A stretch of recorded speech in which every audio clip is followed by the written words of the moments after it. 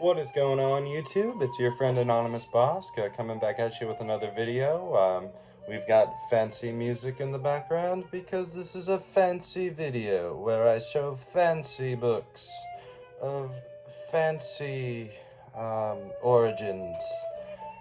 Just kidding. It's just a lot of regular sci-fi, but there is one fancy book that I left out of the thumbnail because I want it to be a surprise.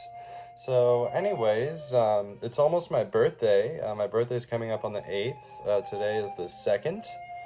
So it's coming up pretty soon, and I decided, you know what? I'm going to the frickin' bookstore, man. It's been a while, and I went and I helped myself to pretty much there was many things that looked interesting. I actually went to Maxwell's Books. Maxwell's Books is in La Mesa, California. It's right there near San Diego, where I currently live.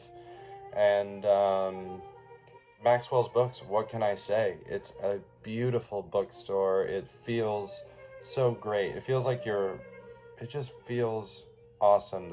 Like, it's not brand new. It's like the opposite of Barnes and Nobles, you know. As you guys know, I like much prefer older books, older editions of books, used books. I like smelling them, I like reading them, I like feeling them, I like knowing that they were from back in the day. So anyways, without further ado, let me show you what I got from Maxwell's today. I had a really good old day, and the first one I want to show you is a DAW book. Brian M. Stapleford, The Florans.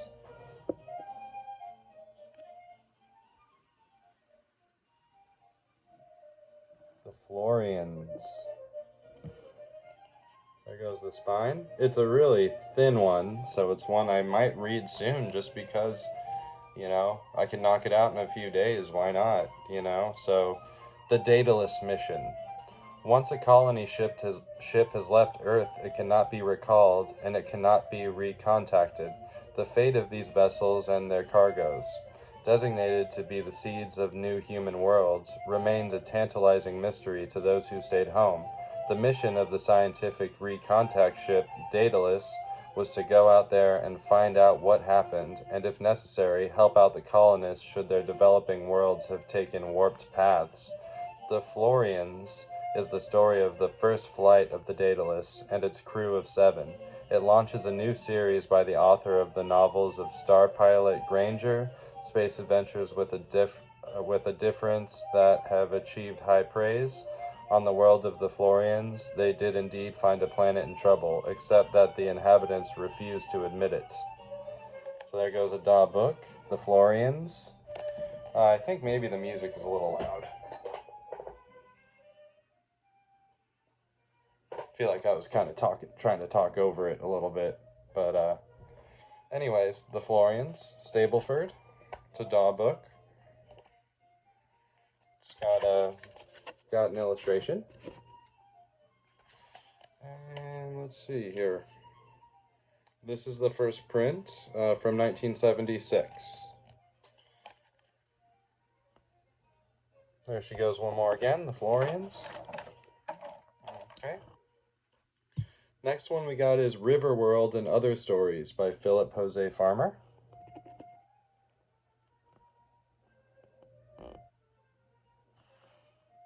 I believe this is a Berkeley science fiction book. There goes the spine. So it's a short stories. I think it's short stories. The Great Short Fiction of Philip Jose Farmer. And this is the third printing from 1981. Not too much of a smell to it, just wood. And here goes the back. River World. Okay, the next one is another Philip Jose Farmer. It's a Jim Baen Presents book, and it's Great Heart Silver. And I love the art on this. It's so cheesy. He's just got that cheesed out smile. And then the back is really cool too. this old guy's face, and down there we got a lady. Great Heart Silver. The forces of evil are on the march again. All our heroes of yesteryear are gone. Only one man can save us now. Great Heart Silver. Look at this, man. Just look at this. So cool. Other faces down there, and Great Heart Silver. When was this one from? Let's see. It's the first time in paperback. It looks 80s to me. Let's see. $2.75. It's a tour book. Ooh. Got some, what was that, some planes maybe? And is that like a Zeppelin or something?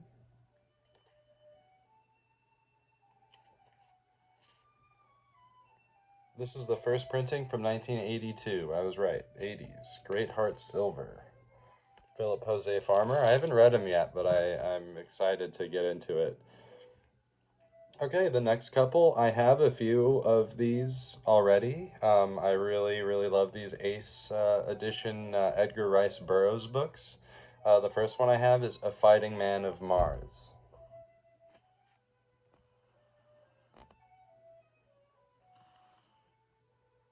So cool, man. There's the back. Part of the back is kind of ripped away, so I don't know what it says there, but the first paragraph is, "Here's as exciting a novel as Edgar Rice Burroughs, the creator of Tarzan of the Apes, ever wrote. It's a novel about Barsoom, the Red Planet, whose warlord, the famous John Carter, is aroused when a strange new weapon attacks his air fleet and a lovely lady disappears." How do you get aroused when a lady disappears? You're supposed to be aroused when they appear, right? Fighting Man of Mars, Edgar Rice Burroughs. This is number F190 in the series. I have a few more in this series. Let's see. Is this the 50s or something? Inside we have an illustration. A lot of these do.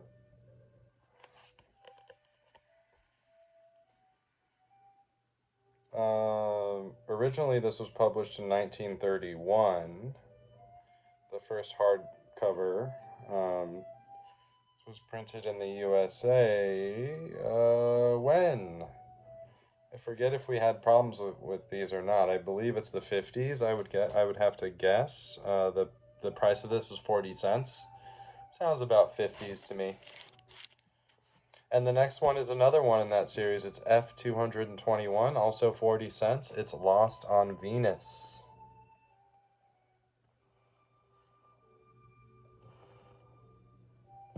Lost on Venus. Not to be confused with my new novel, Lost My Penis. It's a autobiography of sorts. So Edgar Rice Burroughs, Carson Napier faces the supermen and super monsters of Amtor, Lost on Venus. And they're in this tree, and there's this like bull and a cat, like a striped kind of cat. I love the art on these. And here's the back. Let's see how the back goes. So, in the room of the 7 doors, Carson Napier faced the choice of his life. 6 doors led to terrible death. The 7th was the door of life. But for him, the door too would lead only to the new dangers of a planet whose beasts were more frightful than those of his native Earth. But Carson sought the rescue of the planet's fairest princess, and even though he stepped from one danger to meet another, he was determined to make good an Earthman's pledge. Lost on Venus is an Edgar Rice Burroughs adventure in the colorful and exciting tradition of his Tarzan and Martian novels. So I think we just saw one from the Martian novels, Lost on Venus. This is number F221 in the series. It belonged to Fred Retz? And is that, what was that, his address there? Oh, well, it doesn't say what city. This was originally published in 1933, and again, it's not going to tell us when this edition was published, but it was 40 cents. My guess is the 50s at some point. Lost on Venus. I'll give you another look. Oh, and did I show you the illustration inside? There's, of course, there's an illustration inside this one. There it is.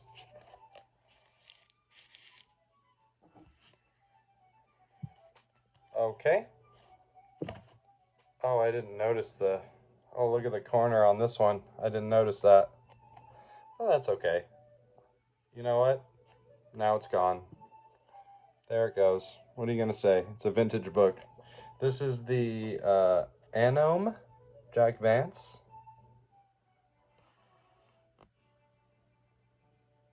Really like that cover, and on the back it has a similar... We got the corner ripped off now, but that's okay. It's mine. And we have the stained pages, green. Let's see what it says on the back. Derdan. A world of strange ways and stranger people, a land where men and women are marked for life by the torques about their necks and bound by irrevocable destinies by the proclamations of the faceless man. A place where defiance is met with death, a kingdom of myriad mystery and incalculable peril, within which one youth, Gastel Edswain, dares to challenge the unchallengeable in an extraordinary struggle for mastery of his own unalterable fate. Nice! Anome. I love the cover. This was 95 cents, so what, 70s, would you guys say? Is this a Dell book? This is a Dell book, Dell Science Fiction. It's not in great shape, but it's a really cool book nonetheless. Derdan is book 1 in this, and copyright 1971. And that's all we get. I believe this is from 1971. That sounds about right. An odyssey of adventure and daring in the world of Derdan. There we go. Okay, and the last few regular sci-fi books I have for you is a series, actually, by Jack Vance. And I found out that it was a series. I found out that it was a series just while I was at the bookstore, because I picked one up and it said, oh, this is the first of the Demon Prince's novels. And so here it is, Star King. Oh yeah, and it's a DAW book. All these are DAW books, which I thought was really cool. So for this one, I'll read the blurb, and for the other ones, no, since they're sequels. So, Star Kings were a race of aliens who disguised themselves as human. They sought only power, power over the real men and women they looked upon with both contempt and lust. Keith Gerson had been a peace-abiding man until the terrible moment when 5 of these Star Kings descended upon the planet and home of his parents and viciously wiped them out as an object lesson. At that news, vengeance became Gerson's sole objective in existence, to seek out and destroy those 5 demon princes. First on his list was Atel Malagate. His name was probably a fake, his appearance was unknown, but his style was vicious and his appetite was for human slavery. With only this to go on, Gerson was ready to track him down across 1,000 stars. Ooh, okay, vengeance story, to kill the demon princes. I like it. And here's something by Paul Anderson. I'm currently reading his book, The Star Fox. You can check out my book club series. I just released part 2 this very day, actually. And so if you're interested, go check out my Paul Anderson, The Star Fox book club series here on my channel. So this is a quote by Paul Anderson about this. It says, Jack Vance is one of the finest writers that the science fiction field has ever known. That coming from Paul Anderson, who is incredible himself. So the Star King, this is the first of the Demon Princes. This was $1.75, so it must have been in the 70s, huh? Let's take a look. This is the first edition, and it's from 1978. The Star King. There are 3 sequels, but I only have 2. So I only have the first 3 books in the series. I believe there are 4 books. The next one I have here is The Killing Machine. There goes The Killing Machine. I could have sworn I got the 4th book, but I didn't see it in my bag, so I guess maybe I was just imagining that. The Killing Machine. This is the second of the Demon Princes novels. Originally $1.75. We got a little illustration. And let's see. This is the first edition from 1978. First DAW edition, sorry. And the copyright for this is 1964. So these books were written in the 60s, but published by DAW in the late 70s. And here goes the third one. It's called The Palace of Love. Yeah, baby. The Palace of Love. I like that. I do like that. Here's the back and the spine. Here's the spine for all three of them. They're pretty. They look good together. This one, his name is in a different spot for the Star King. Palace of Love. I wonder if this was 78 as well. This one also has a nice illustration here. 1967, and this one is the first edition by DAW in 1979. Okie dokie, and that's all for my sci-fi. I'm gonna go look in my car and see if one fell out of the bag, because I thought I might have gotten the fourth one, but now I'm not so sure.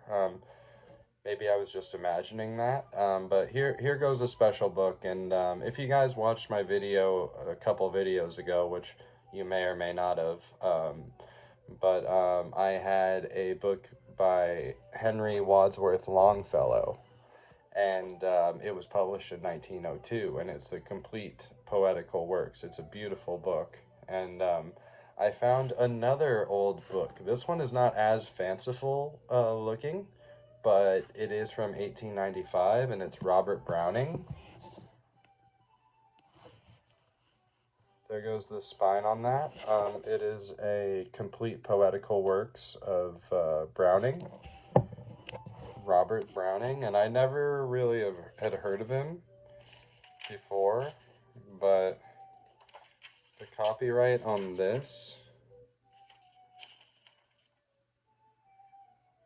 is 1895, I think.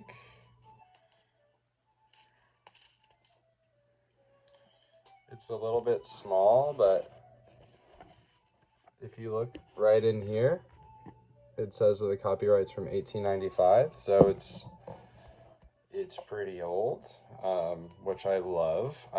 And I first found out I was interested in old books like this because I got that Longfellow one. Here goes our boy,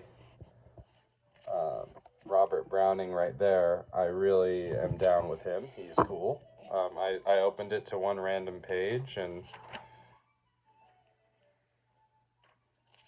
let's see what I can dig up here.